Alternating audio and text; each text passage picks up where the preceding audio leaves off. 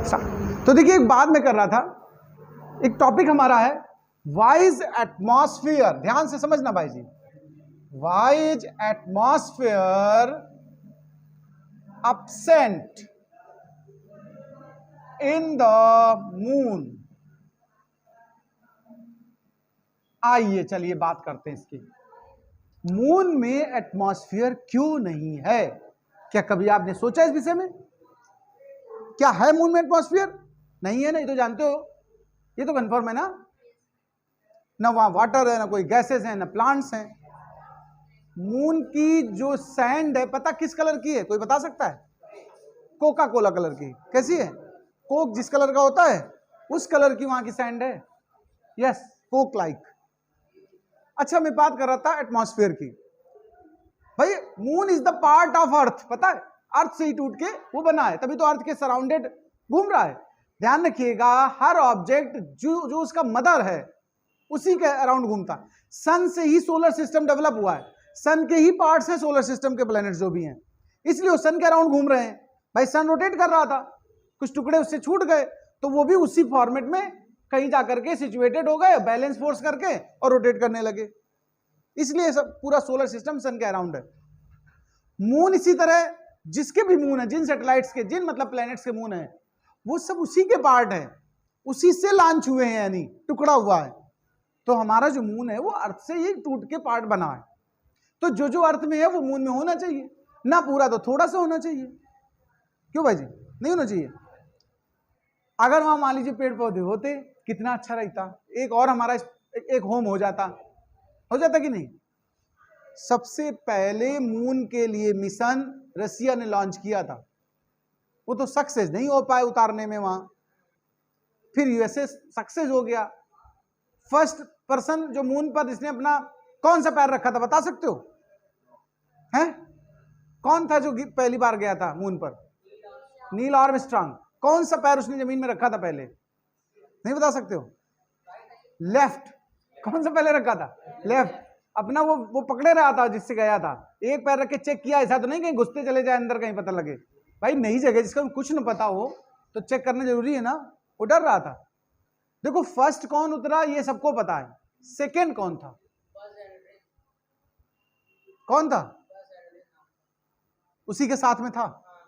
और जहाज जो उड़ा रहा था ऊपर, वो कौन था? कॉलिंस। उसका नाम बहुत कम लोग जानते हैं, वो भी तो बराबर का पार्टिसिपेटर था, सबसे ज्यादा उसका जानते जो कूद पड़ा। खैर चलिए, तो अगर एटमॉस्फेयर होता, वहां प्लांट्स होते, झरने, नदियां, पानी होती, तो बड़ा मजा आता। 2 4 10 लोग अपना जो ज्यादा ऊब गए थे जिंदगी से यहां से, उनको वहीं जाके छोड़ दिया जाता, जाओ मौज काटो। तो बात आती है एटमॉस्फेयर एब्सेंट क्यों? इसके लिए 2 थ्योरी हैं। There are 2 theories. पहली थ्योरी जो ज्यादातर लोग जानते हैं और जो बताई जाती है, मैं वो बता रहा हूं। फर्स्ट थ्योरी स्केप वेलोसिटी की है। किसकी है? अर्थ से स्केप करने के लिए मिनिमम वेलोसिटी चाहिए 11.2 किलोमीटर पर आवर पर सेकेंड। कितनी होनी चाहिए? 11.2 किलोमीटर पर सेकेंड। ये स्पीड चाहिए होती स्केप करने के लिए। कहां से? अर्थ से। मून से जो स्केप करने के लिए वेलोसिटी है, ध्यान रखिएगा, escape velocity from the moon, उसकी वेलोसिटी होती है अप्रोक्सीमेट 2.38 किलोमीटर पर सेकेंड। अर्थ के कंपैरिजन में काफी छोटी है कि नहीं, बताओ? जनरली जितनी गैसेस हैं ज्यादा से ज्यादा, उन सबका नॉर्मल टेम्परेचर पर इतनी स्पीड होती है आमतौर पे 2.38 के आसपास। इसलिए जो गैसेस इनिशियली रही भी होंगी वहां, वो स्केप वेलोसिटी अटेंड हो करके वहां से स्केप कर गई। वाटर भी वेपराइज हुआ, गैस में कन्वर्ट हुआ, चला गया। बात समझना भाई। एक्चुअल में ये थ्योरी ग्रेविटेशन चैप्टर से रिलेटेड है, ये कॉन्सेप्ट है इसका पहला। तो अगर आ जाए बाय द वे कि why is the atmosphere absence in the moon, तो आप कहेंगे, पहले तो लॉजिक अर्थ का समझाएंगे कि for the escaping any object from the earth minimum speed required is 11.2 kilometre पर second. Generally gases at the normal temperature have 2.5 kilometre पर सेकेंड about speed. Approx 2.5 के आसपास होता है. और मून से escape करने की जो होती है वो 2.3 से 2.5 के आसपास ही होती है, यानी वही गैसेस की स्पीड के इक्वल होती है. जो आरएमएस स्पीड निकालते हैं गैसेस की प्रैक्टिकली वो इतनी निकलती है. इसलिए आसानी से गैसेस से स्केप करके चली गई और वहां पर अब्सेंस हो गया. एक ये थ्योरी है. एक थ्योरी मैं बता रहा हूं जो कोई नहीं बताता है, मेरा अपना सोचना, मैंने ऐसे सोचा. आप देखिए जरा, जब कोई हैवी व्हीकल निकलता है ट्रक वगैरह, तो उसके पीछे डस्ट और छोटे छोटे कागज के टुकड़े, पॉलीथीन उड़ती है कि नहीं उड़ती? बताओ. अच्छा उड़ती है ना. ये मेरी थ्योरी है, मैं अपने हिसाब से सोचता हूं. मुझे लगता कि शायद कुछ हैवी चीजें तो रुकी जाती, वहां पेड़ पौधों के टुकड़े तो पड़े होते यार, अब तक वो तो नहीं उड़ जाते यार. गैसेज उड़ गई, ठीक है, चलो ठीक है, तो पेड़ वेड़ के टुकड़े तो बच जाते हैं, जो कभी अर्थ से टुकड़ा जब हुआ होगा तब रहे होंगे शायद. कुछ हुआ क्या? मेरा अपना लॉजिक समझना जरा, मैं क्या मानता हूं वो समझ लेना थोड़ा.